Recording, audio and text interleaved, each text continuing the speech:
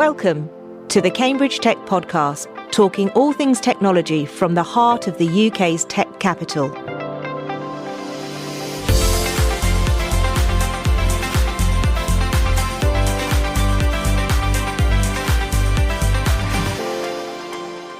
Here are your hosts, Faye Holland and James Parton. Hi, I'm James. And I'm Faye. Today we're joined by Andrea De Luca, CEO and co-founder of Flusso. Flusso is a fabless semiconductor company spun out from the University of Cambridge, and they are developing flow sensing solutions for use in low-cost, high-volume applications. So without further ado, let's introduce Andrea.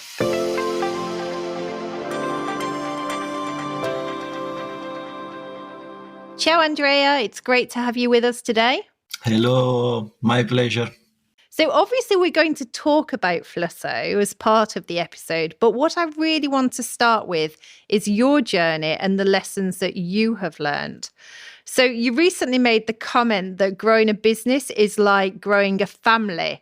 And it's your growth journey that I think is especially insightful. So I think we should start with how you became the CEO. And this in itself is an interesting story, because many of the founders, it's their personal work that gets them to found the company. But that wasn't what happened to you, was it? So tell us how you came about being the co-founder and CEO. That's a funny story, I suppose. I was a PhD here in Cambridge. My PhD was on sensors, and eventually, again, some of those technologies, they ended up in Flusso, right? But basically what happened after my PhD was that one day I went for lunch to a pub here in Cambridge, Brown's, the one opposite engineering department, and then sort of that's not a random choice, right? With Florin, he was my supervisor, and also Julian, who was, funnily enough, was Florin's supervisor himself, like many years ago. I shouldn't say how many. And he also helped me a lot during my PhD, so we worked a lot together, right? So he was very much aware of what I was doing during my PhD and technical work and so on. And basically, while we were sitting during the pub, at some point we started commenting on, how interesting was the technology that we were working on and what we could actually do with it. So it sort of suddenly came on the table, this idea of, okay, why don't we try to commercialize it and we start a company? And I was there, cool, it could be fun. Also because during my PhD, I was exposed a lot to another startup that Florin started. So I liked the environment, and, that was an appealing idea to me. But then at some point, I don't remember if Julian or Florin, they said, well, we are very busy. We are academics. We have very little time. I have other companies as well, Julian said. And Florin said, yes, I have, 2-3 more at the time. I don't remember anymore. So I said, well, look, we are very busy. So we need someone that runs it. You are going to run it. And I was basically thrown, thrown into the party, basically. I said, well, I probably made a little bit of a strange face on the spot, and they realized. So they said, well, don't worry. Initially, just do what needs to be done. If you need advice, of course, we are here. We can help you, and so on. It will be fun, right? So I guess they calmed me down a little bit, and they sold me this idea, and eventually said, yes, why not? Let's start it. So that's how actually Flusso was born, and that's how I ended up, running it, basically. So you went for lunch and came back as a CEO of a startup. Well, at that time, I sort of came back with a lot of questions, because I think this lunch pub happened actually quite a bit before we officially started Flusso. So there was quite a long incubation period, if you want. But eventually we did start it, and I did start as a sort of as a CEO at Flusso. Although at the beginning I didn't have any titles, I was not getting any money from the company. I mean, the company was nothing really at the beginning, right? So there was not such a thing like a weight of saying, I'm the one running it. It was basically a company was, it was me doing some stuff for them. There were other 2-3 people, of course, contributing, but it was very much informal, right? So as a first-time CEO, what was your approach? Where did you start? How did you formulate a plan of action? Oh, I had no clue at that time, right? I mean, that's probably the most honest answer I can give you. So we sort of, I guess what we did, we took it sort of step by step, little by little, and then we started. I think, so just to give you a little bit of timeline, we probably had this launch, I think it was at some point in 2015, I think. And then we actually incorporated the company in June 2016. So there was good at least 6 months probably that passed in between. Although in these 6 months, to some people, we were talking about this idea and so on, right? And then we really started doing things, meaning we hired our first engineer and we started renting our first office in Q4 2017. So from the incorporation date to actually having, an office, 11 meter square office with 3 desks, like, and the coffee table, there were probably 15 or 18 months in between. And that's quite a long time, where basically we were still doing some work, which was in between research and in between research useful potentially for Flusso, and trying to especially move all the IPs from the university into the company, and also applying for governmental grants, Innovate UK at the time, to get a little bit of money to start with, and also with the help of Cambridge Enterprise to basically get the ball rolling. And that took quite a long time. So you talked before about the growth journey and, almost what you thought it was going to be like a, really straight, nice and easy growth. But actually your reality was the same as I think of a lot of entrepreneurs and startup companies. So do you want to just talk to us about the noisy staircase? Yes. So initially, again, when you do something for the first time, basically you have no clue, right? So you talk to people that maybe have done that before, and they share with you their experience. And that's actually a beautiful thing here in Cambridge. There are so many people, that have done that before, and they're also very willing to share their experience, which sort of makes, the journey of someone like me definitely easier, right? So it's not entirely like jumping in the dark, right? But you get lots of different experiences. So it very much also depends on the business model of the company. So, for example, hardware and software, they're usually very different, right? So usually what you see, even if you start, business school type of material, you say, okay, companies can grow linearly, companies can grow exponentially. You have this, mythical hockey stick that somehow has to show up in your slides to really convince investors that it's worthwhile to invest in your companies and so on. But eventually, what I actually figured out, and also some other people I usually talk to, they sort of experience something very similar, is that, especially at the beginning, and then we can talk how long this beginning can be, things actually happens very much in steps. So there is, a big difference from where actually you have no office, no people in the company, which was basically this first 15 or 18 months that I talked about before, to when sort of you get an office and first guy in. That's a big step. Because, for example, I remember I ran the first VAT return for Flusso myself, just with a little bit of support from the external accountant. And so there is all this supporting things that you end up doing when you start a business that, again, first time you just have no clue, you have to figure out. And that's a first big step. But then again, I can recognize some milestones in our 4, 5, even 6 years where sort of these big changes come. I mean, definitely, for example, the acquisition that happened last year, that's, again, one of those milestones, and that will lead to a big step. I mean, now we're sort of going through that, right? It's going to be a big change. But again, when you get sort of the first grant coming in, again, some money, you need to use them. You have promised that you will use them in a certain way. That's a step. You get the first funding round in, again, a big step. Then you move sort of between 5 to 10 people. You double in size. Again, big step, because all the supporting functions you don't have in place. So you have to change. You have to somehow figure out a new way to work rather than with 5 people and you sit around the table all together with 10 people that don't fit around a single table, right? So that's sort of one of these very simple things, but they do happen in reality. And again, it's a big step when probably every time you double in size, 5 to 10, 10 to 20, those are big changes for someone in a company. And again, investors come on board, big change again. So, this is sort of my experience in the first 5 or 6 years at Flusso. So the things that don't just happen linearly or exponentially, they just happen in steps, right?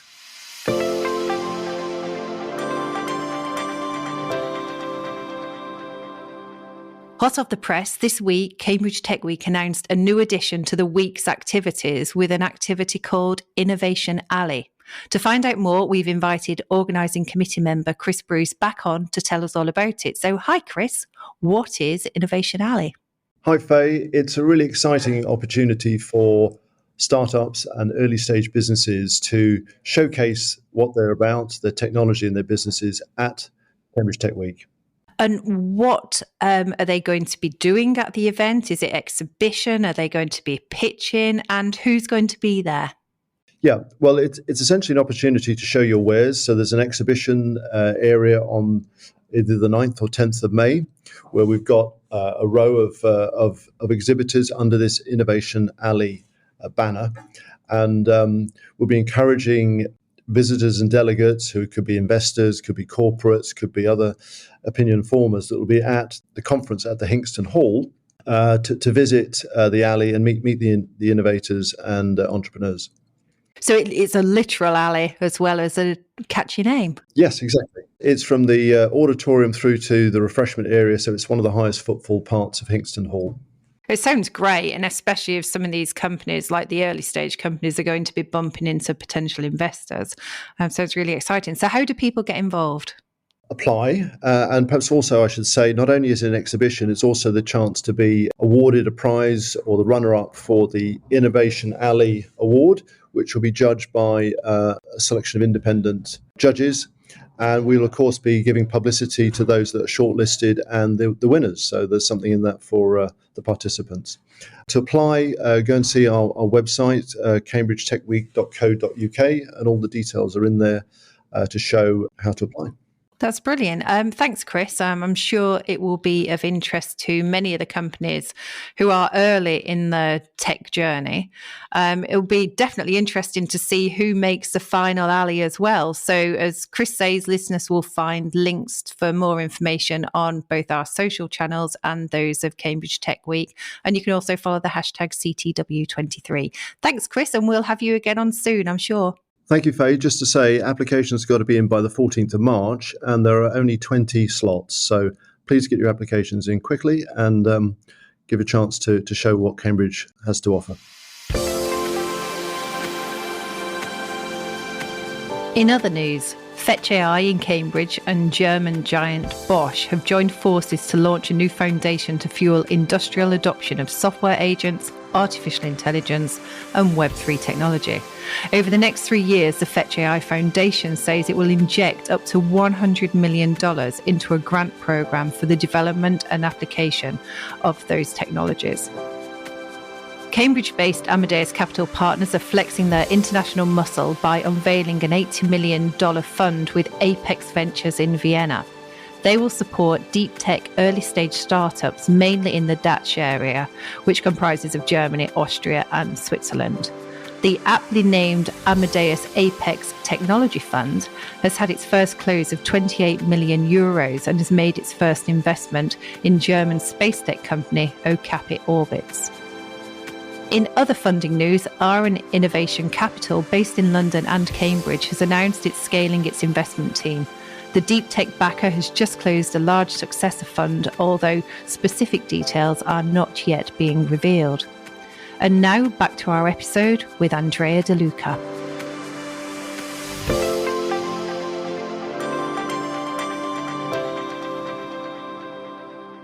Let's just level set everyone. Obviously, I've watched you for the last couple of years because you've appeared on the 21 to watch list. But tell us a little bit about what Flusso does and where you're up to now. Well, we are a semiconductor company. We are based on a fabless business model, meaning that actually we don't do the manufacturing ourselves. We outsource that one, but everything which is from idea generation to design of the sensors we make, and then eventually sales and marketing activities and sort of customer support and all the rest, we take care of all of it, right? Now, the sensors that we make, they have one thing in common, which is the technology. So the technology platform on which they are based is actually what we brought from the university into Flusso. And from this technology, we can have different products. The first product that we came up with, we launched it at the end of 2020, was a flow sensor. It was designed to be the world's smallest flow sensor. Then in mid-2022, we launched our second flow sensor, which is an air velocity sensor in the case, very similar technology to the previous one, just it would allow us to access a slightly complementary set of applications. And then we have a very interesting product line now, which is about gas sensing, which we haven't launched yet, but we have started sort of putting feelers out about what we are doing there. So we mainly have basically these two product line now, and potentially we can have more in the future, right? And this technology is a typical CMOS technology, which is basically the same of all the microprocessors that you have in your mobile phone, for example, or in your smartwatch, and all these type of gadgets. So that's it's something that we can ideally produce in very high volumes, very high quality, at an attractive price point, and so on.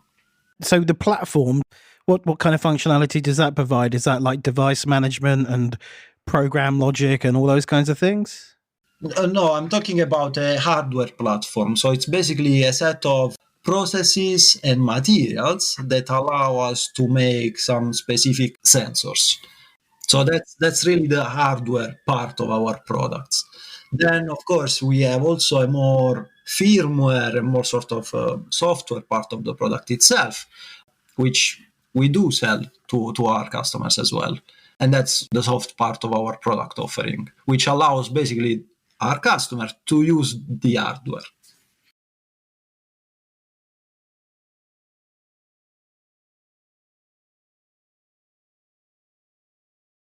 So you've said some of the challenges of you're doing everything and then you're going from a couple of people to 5 people to 10 people.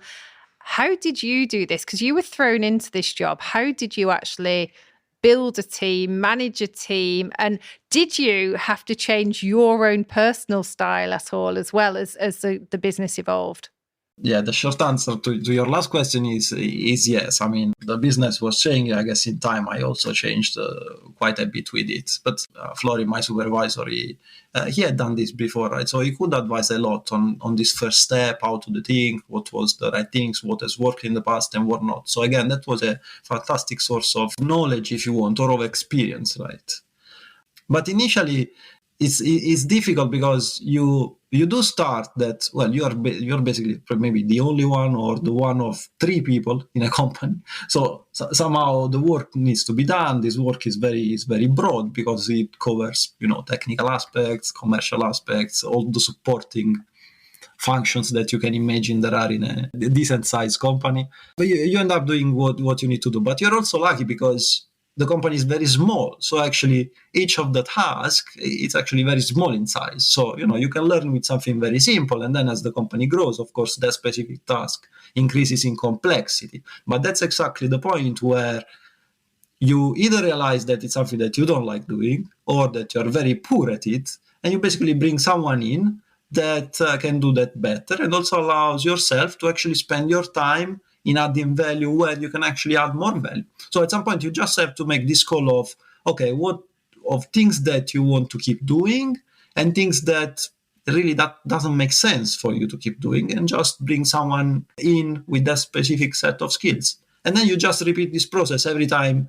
you realize that there is something that needs to be done where either there are no skills or no time or no will, because, well, people might not like it, right? You just bring someone else in. And sort of the initial phase of the growth is very much like that. You identify an area where you need to do something. If you can do it, you do it. Otherwise, you bring someone in that can do it.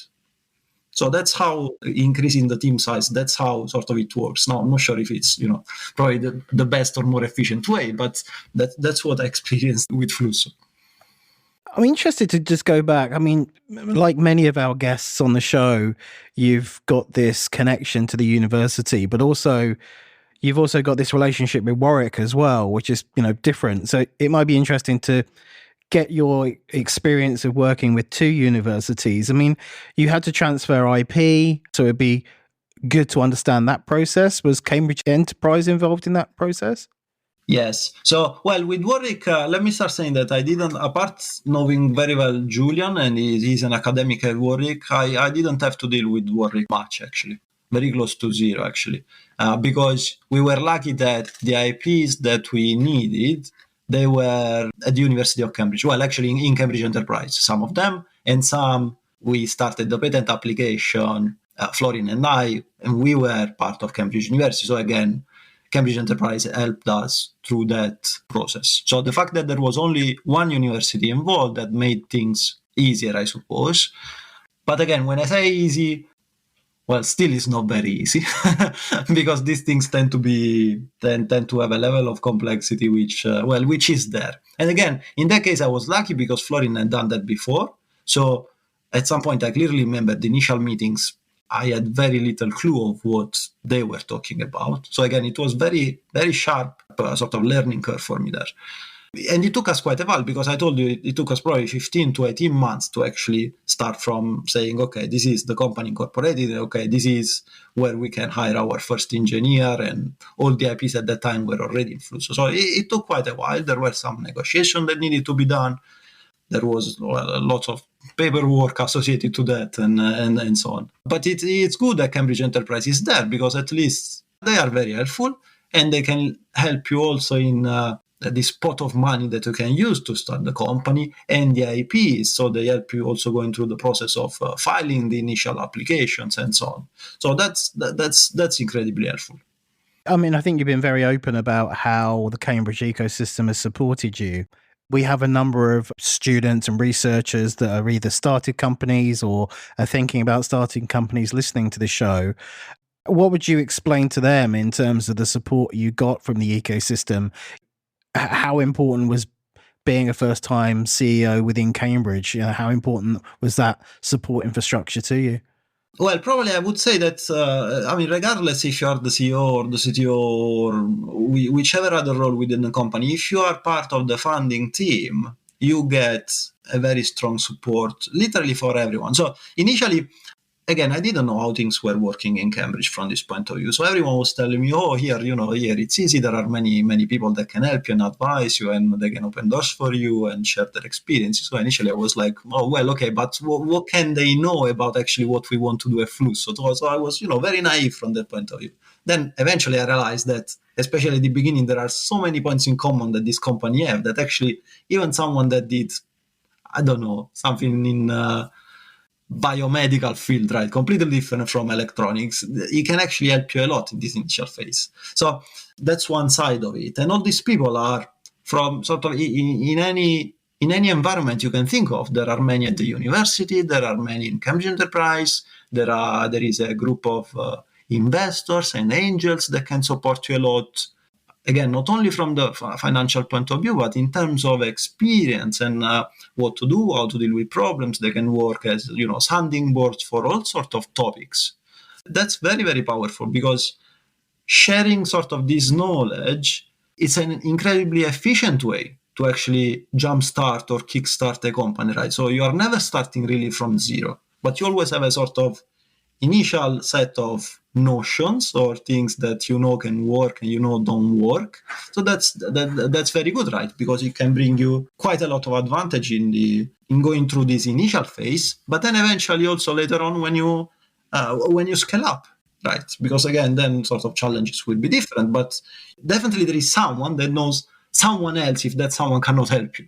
So this network is incredibly, efficient in bringing you the informations that you need or the advice that you need. Yeah, and I think, you're actually now part of that support network as well. I've sat in sessions with you where you've been talking about the lessons that you've learned from as a founder. It's painful but rewarding. Everything takes longer. It costs more. All of those types of things. And I think, you're on the other side, although you're still going through the scaling up, you're on the other side where you're also giving some suggestions and input to other people. And I get so my question is going to be, in these 6 years, is there anything that you would have done differently? Anything that you think you would have tackled in a different way, or an opportunity that you may have handled differently? Well, yes, probably many, but I think yes. Well, there is one consideration which is related to risks. Again, when you sort of are, young and you have never done these things before, you tend always to be very positive, and minimize risk or even not being aware of them, right?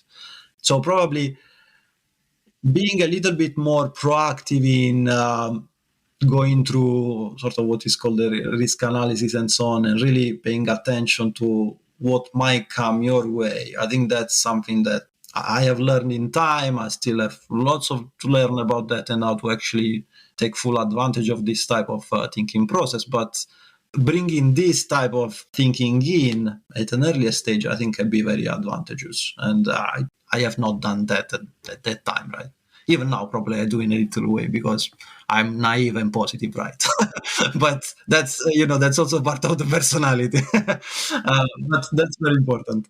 And Andrea, you did say, didn't you, that part of the reason for taking the role is to learn, and that's important for all of us. Yes, no, that's very important. Yes. Yeah, no, absolutely. I think it's, to me at least, it was probably one of the strongest motivation, sort of to see, again, to experience what that means. And as part of that, learn new things, do new things, and sort of grow, and, all this sort of personal development side of things for me in general is very important. So this one was definitely a fantastic opportunity to tick that box. But then I think that was definitely motivation number one that made me say, well, yes, let's try this thing. But I think then there were other two more, which are, one is that, again, even if in a naive way, I was aware that would have been something difficult, but that's, that's something that motivated sort of challenges and things which are difficult. It's another motivation for people and for me as well. I think I fall in that category. And then the other one is that potentially out of Flusso, it could have come something useful for many people out of it, because the sensors that we make, they actually have application in the medical field, they have application in the environmental fields, and so on and so forth, right? So potentially we could have had, like a good, meaningful impact as well on people and the environment, and topics which are very important for everyone, really.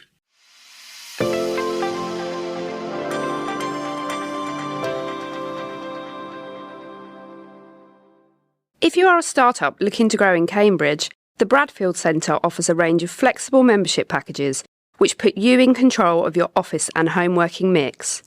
There's a vibrant, collaborative atmosphere, on-site cafe, plenty of green outside space, and regular member social events. We also offer a range of high-quality meeting spaces for hire, and for tech event organisers, our auditorium, lakeside pavilion and atrium spaces are perfect to bring your communities together for in-person and hybrid events. For more information, visit bradfieldcentre.com or call 01223 919 600.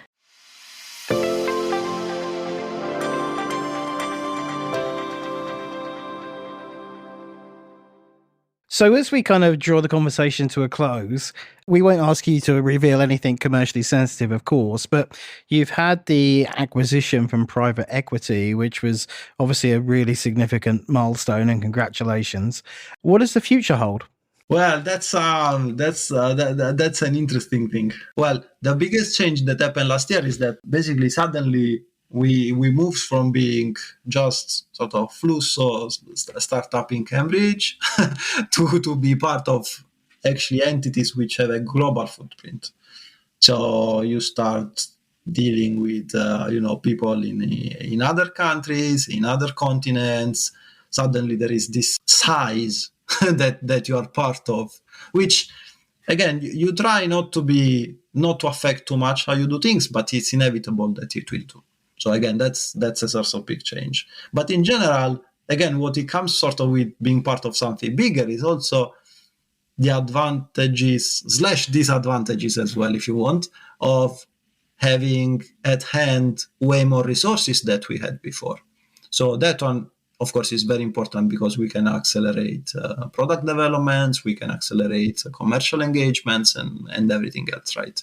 But again, the downside is that now, because everything that you do is more, also potentially the risks or the downside of messing it up, if you want, are also larger, right? So there is also that side of pressure that comes, which is part of this change.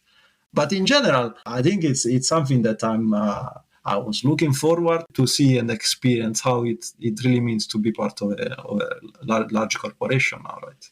So it's certainly been a whirlwind of 6-7 years for you. My final question is, if Florin invited you for a meal at Brown's again, would you go?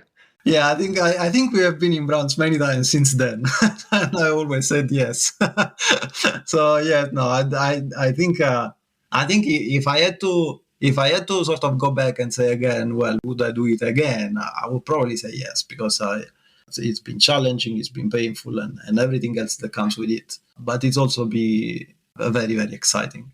Having a flat life is not something that people look forward to, right? So you need some ups and downs and bumps and setbacks and all the rest. So it's I would definitely do it again. That's great. Thank you so much for your time, Andrea, and all the best in these coming years. Fingers crossed. It was my pleasure to be here. Thank you very much for the invite.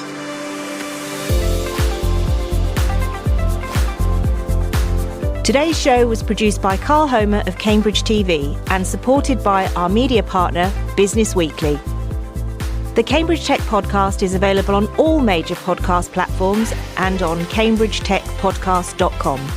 If you've enjoyed this podcast, please give it a 5-star review. It will really help others discover the show.